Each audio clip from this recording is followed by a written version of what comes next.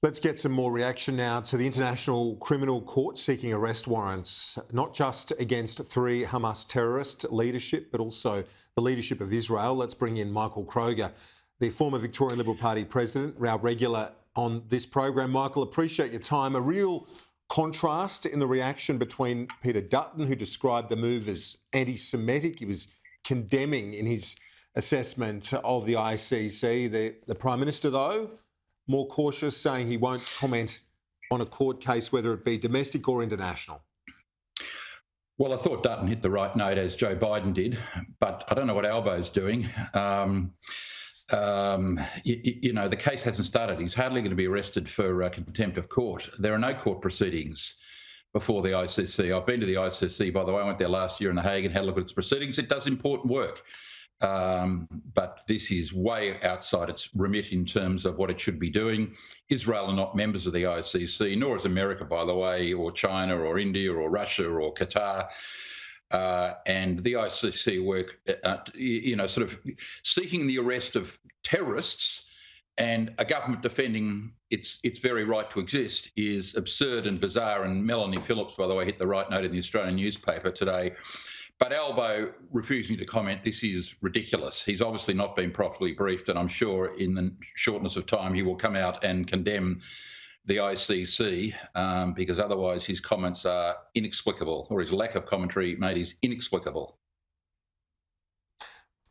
It might be in legal terms or international assessment, but when you look at the domestic politics, Michael, is it you look at what they're facing in a various number of seats in an election year, and this is not a justification, just maybe a bit more of the context and explanation as to what was said?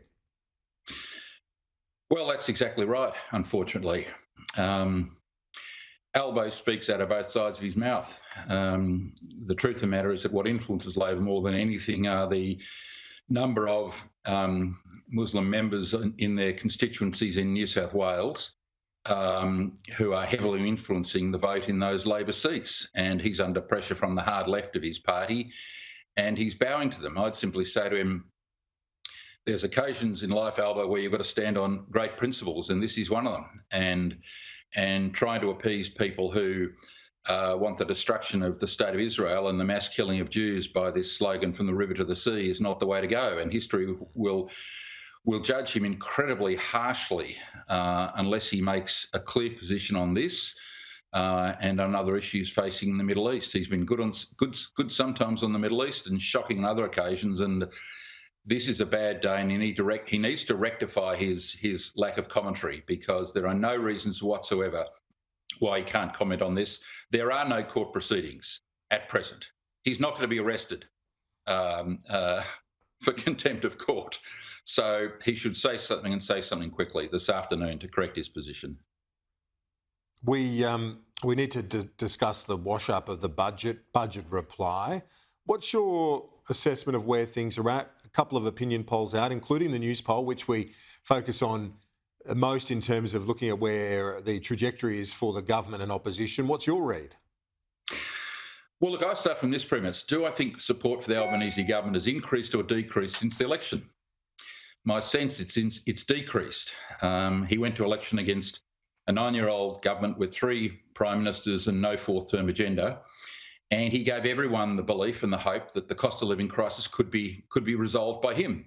This is all Morrison and Frydenberg's fault. There was a crisis in the cost of living, and he gave everyone the impression that it wasn't hard to resolve. Well, my impression is quite strongly that most people are disappointed.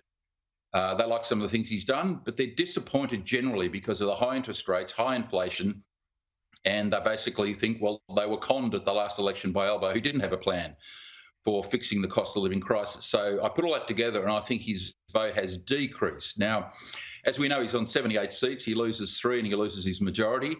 I can easily see him losing 10. I don't think it's hard for the coalition to win 10, which then means that Dutton can get, if he gets 11, Dutton gets a majority in the reps. So I think Albo's support's gone down. Has Dutton got enough to get 19 and win in his own right? No, I don't think at this stage he has, but I can certainly see, I think Albo's a certainty to go into minority. And I think there's every chance at this stage that Dutton will get more seats in the reps. And then you presume the Governor-General will call on Mr Dutton to have first crack at forming government, KG.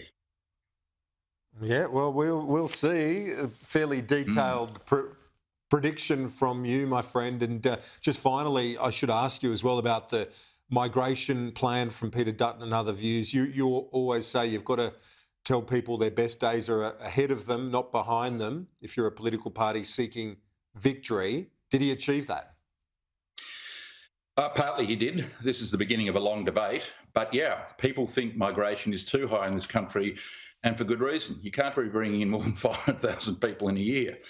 They say they're going to cut it in half. Their reputation's not good. Their record's not good on that. Dutton's hit the right note. So people do believe that we'd be better served by having a lower immigration level at this stage of the economic cycle, and Dutton's certainly on an electoral winner there. I think with cost of living, and housing, they're the three big issues in Australia. But high immigration levels affect everybody. That's why I think up there with cost of living, they're the two main issues. Michael Kroger, great to chat. See you next week. Thanks, mate.